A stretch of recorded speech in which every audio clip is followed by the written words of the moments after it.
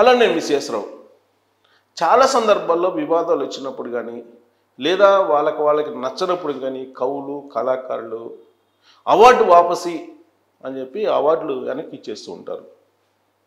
మీరు కనుక ఒకసారి 2014, 2019 ఆ సమయంలో ఎలక్షన్లు జరిగిన మన సందర్భాన్ని మనం తీసుకుంటే కనుక నరేంద్ర మోడీ గారి నాయకత్వాన్ని వ్యతిరేకిస్తూ అవార్డు వాపసి అని చెప్పి చాలామంది పద్మశ్రీ, పద్మవిభూషణ్ ఇలాంటి అవార్డులను కేంద్ర ప్రభుత్వానికి వెనక్కి ఇచ్చేశారు.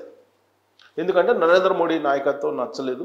నరేంద్ర మోడీ ప్రధానమంత్రిగా ఉంటే కనుక భారతదేశంలో అత్యవసర పరిస్థితి ఏర్పడుతుంది, ఎమర్జెన్సీ తరహా రోజులు వస్తాయి అని చెప్పేసి వాళ్ళు భావించి ఆయన నాయకత్వాన్ని వ్యతిరేకిస్తూ అవార్డు వాపసు అనే కార్యక్రమాన్ని పిలుపునిస్తే కొంతమంది ఆ పిలుపుకి వాళ్ళు కూడా రెస్పాండ్ అయ్యి చాలామంది వెనక్కి ఇచ్చినటువంటి సందర్భాలు మనం 2014, 2019 ఎన్నికల సందర్భంగా మనం చూడొచ్చు. ఎందుకంటే 2024కి అలాంటి పరిస్థితి లేదు. ఎందుకంటే 2014 నుంచి అవార్డులు ఇచ్చిందంతా నరేంద్ర మోడీ గారే.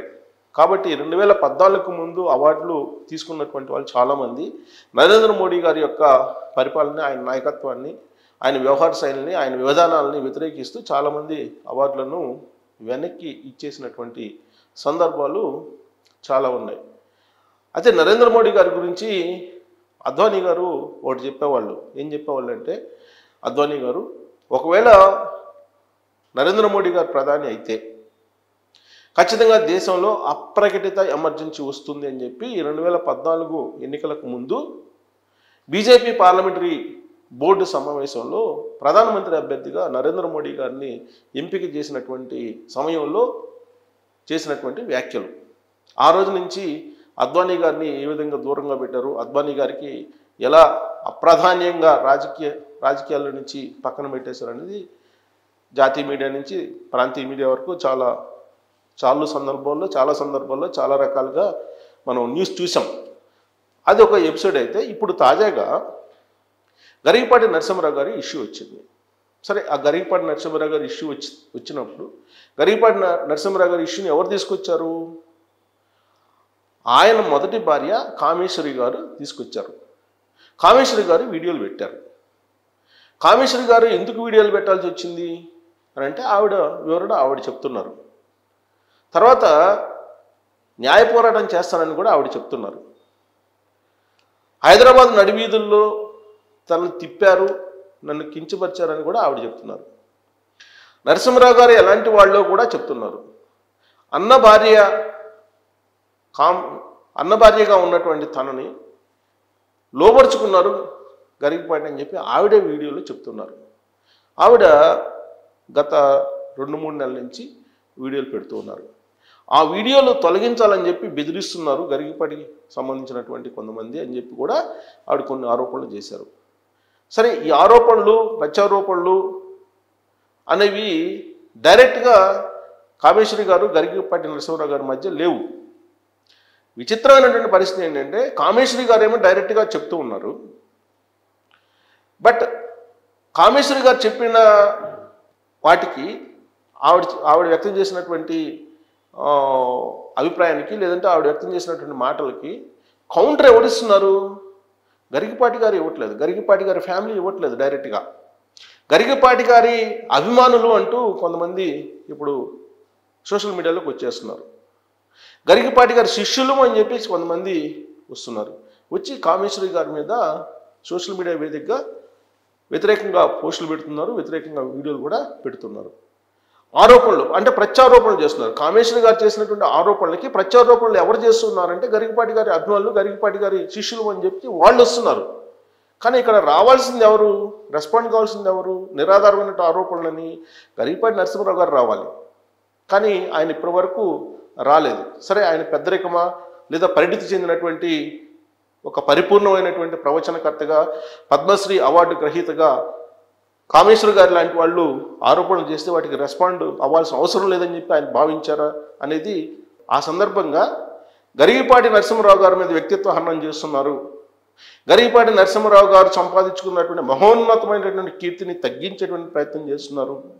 కాబట్టి గరికపాటి నరసింహారావు గారి టీమ్గా మేము లీగల్ యాక్షన్ తీసుకుంటున్నాము అని చెప్పి కొంతమంది ఒక ప్రకటన జారీ చేశారు. మంచిది, ఖచ్చితంగా ఇది కోర్టుకు వెళ్ళాల్సిందే. కోర్టుకు వెళ్తే కోర్టులో తేలాలి అసలు ఏం జరిగింది అనేది. మీరు కోర్టుకి ఎవరి మీద వెళ్ళాలి లీగల్గా? కామేశ్వరి గారి మీద వెళ్ళాలి. కామేశ్వరి గారు చెప్పినటువంటి మాటలు లేదా ఆవిడ చేసినటువంటి ఆరోపణలు తప్పు. గరికపాటి నరసింహారావు గారు మహోన్నతమైనటువంటి వ్యక్తి. ఆయన వ్యక్తిగత జీవితం చాలా క్లీను, కడిగిన ముత్యము. ఆరోపణలు చేస్తుంది ఆవిడ్ని చట్ట ప్రకారం శిక్షించాలని చెప్పి ఆవిడ మీద మీరు కేసు వేయాలి. ఆవిడ ఆరోపణలు చేస్తే ఆ ఆరోపణలని చూపిస్తున్నటువంటి ప్రజలకు, సమాజానికి చూపిస్తున్నటువంటి మాధ్యమం ఏదైతే ఉందో మీడియా, ఆ మీడియా మీద మీరు చట్ట ప్రకారం మేము చర్యలు తీసుకుంటాము అని చెప్తున్నారు. తీసుకోవచ్చు. ఈ దేశంలో ఎవరైనా ఎవరిపైనైనా చట్ట ప్రకారం పోరాడచ్చు. అది ప్రజాస్వామ్య హక్కు, రాజ్యాంగం కల్పించిన హక్కు. అలాగే ప్రాథమిక హక్కులు కూడా ఉంటాయి కొన్ని. ఆ ప్రాథమిక హక్కులు కూడా ఎవరికి ఉండే వాళ్ళకు ఉంటాయి. నేను కూడా కొంత లాలో కొంత తెలిసినటువంటి లా స్టూడెంట్గా నాకు తెలుసు కాబట్టి చెప్తున్నాను. మీరు నిరభ్యంతరంగా చట్ట ప్రకారం మీరు వెళ్ళచ్చు.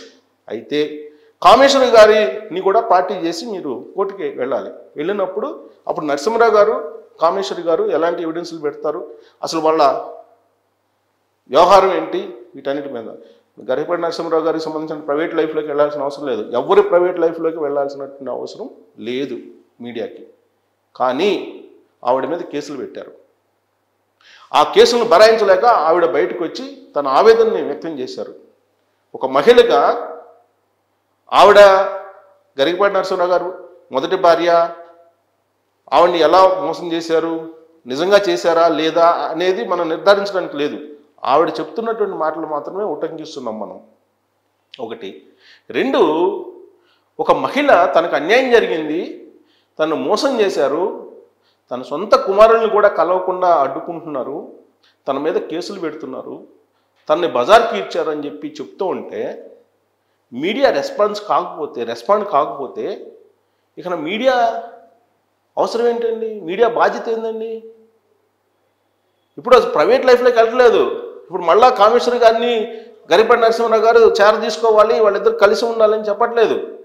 ఆవిడకి జరిగిన అన్యాయం చెప్తున్నారు. ఆవిడ కన్నీళ్ళు పెట్టుకొని ఏడుస్తున్నారు, కన్నీరు పెట్టుకుంటూ తన బాధను వ్యక్తం చేస్తున్నారు.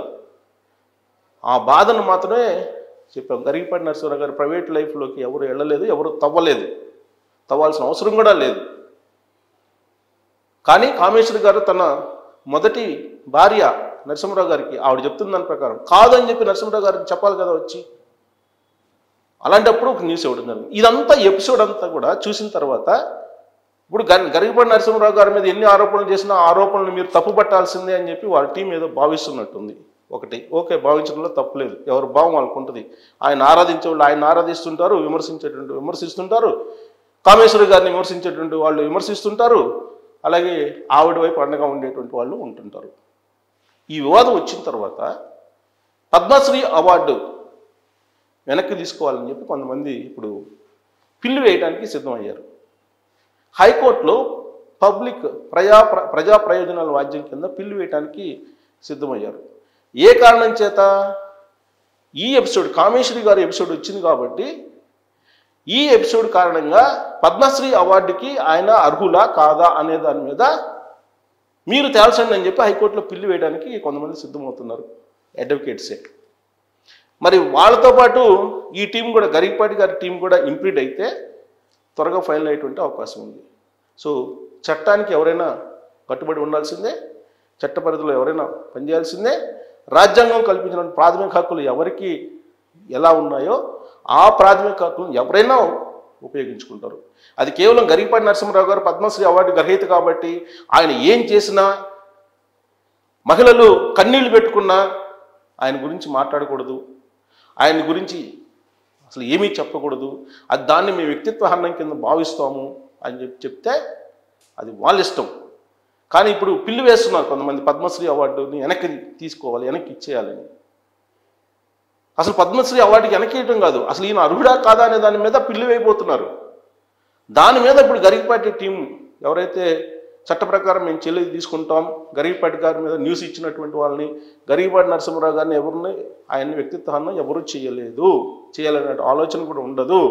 అలాంటి మహోన్నతమైనటువంటి వ్యక్తిత్వాన్ని చేసే అంత అమాయకులు కానీ చేసేంత మూర్ఖులు కానీ ఎవరు ఉండరు.